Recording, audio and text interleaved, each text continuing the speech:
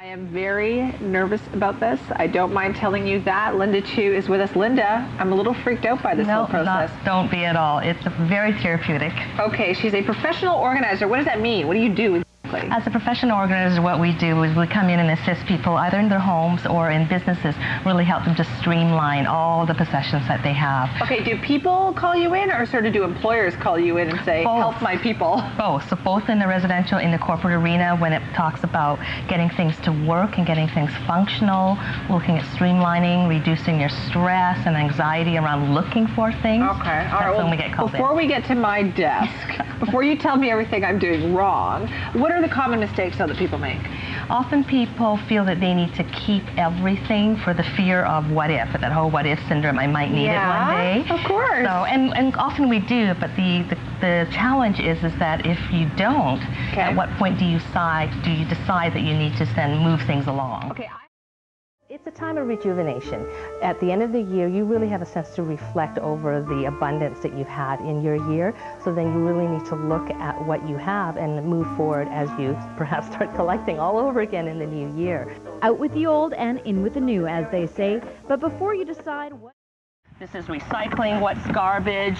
This is a purchase perhaps that need not belong here, that you need to take. Sometimes don't make it out of the car into the house. So going through and sorting through everything and making some decisions and some priorities. Okay. So the purge, natural purge, is the trash and the recycle. Those are the very quick and easy to go through for that, right? And you've got other things that can help make this area cleaner. Absolutely. Right. So there's some... Let's get this out of the way here. Yeah. There's some portable bags, especially with groceries. So this is foldable, so you can just leave that collapsed down. And when you're doing grocery shopping, or this bag can also be used for sporting goods, all those loose balls, as you mentioned, that are rattling around. You can use this to sort of contain and corral things. Okay. Something inexpensive is like a milk crate. Oh, yeah, it's hard to find those. Yeah. These used to be a lot more common. Exactly. Yeah, you can't get these anymore. These are classic. A simple milk crate will do as well. It could be plastic containers that you have. Right. Anything that can just have walls around it that you can sort of hold and contain certain categories of items that you have in the car. Like a toy one and a, junk one. Oh, absolutely. And this item, this is great.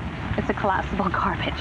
Although most people have more garbage than this, I would suspect in some cars. But something that's quick if you looking at maintaining your car, this is Velcro, so it sticks down to the bottom of the car, doesn't move, so you're able to sort of hold your... I like that. So that's great for that. So this is all organizational stuff. This keeps it all easy.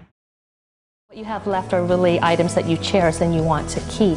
So you want to start assigning those piles that you've created into like items. So start grouping everything. Look at your items in terms of what they are. So you have a section of cookbooks. You have a section of books to read. You look at grouping your like items together, but you also look at how frequently you to get at your items. Taxes you don't need to get at, but you still need to keep them. Linda was able to transform this mega clutter hotspot into a completely functional home office for multiple users.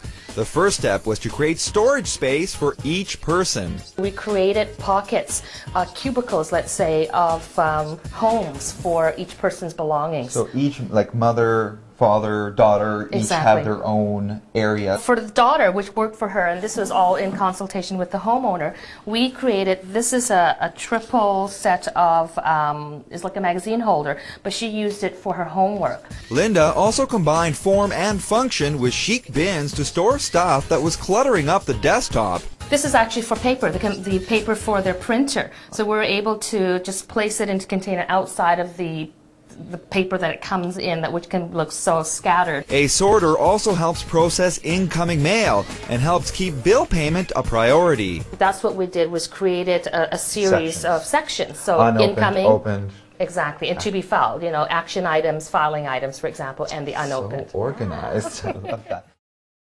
So it's really three very obvious things. The yes pile, the obvious no, and then you know what, you're not so sure. Leave that aside, because your first two piles you are aware of. But when you're going through that huge room that you have, basement, you need to ask yourself, when was the last time you used that item? First of all, did you remember you even had it? And once you find it, like if I took that item away and I snuck it in the middle of the night, would you miss it if it was gone?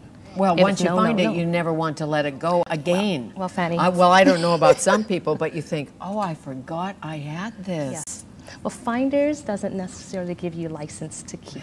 Right. You know, taking all of this stuff home afterwards and putting it into your garage. It's trying to be pared down as much as possible and being as organized, because access to your possessions is the key. You can have everything, but if you can't access it, what's the point, right? We need to talk. You need to come over. Absolutely. You want some trail mix? Thank you very Linda, much. thank you so much. If you're chaotic, like some people are out there,